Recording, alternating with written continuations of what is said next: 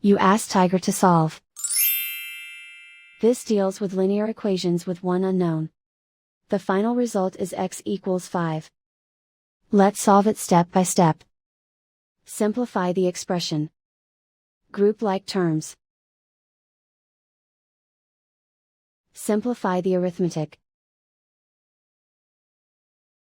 Group all x terms on the left side of the equation. Subtract 6x from both sides. Group like terms. Simplify the arithmetic. Group like terms.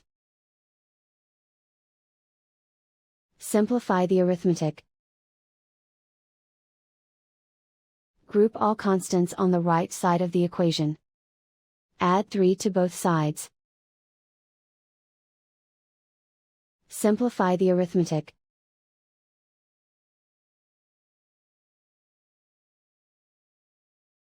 Isolate the x. Divide both sides by -4. Cancel out the negatives. Simplify the fraction. Cancel out the negatives.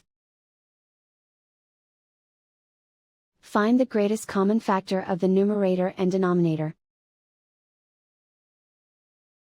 Factor out and cancel the greatest common factor.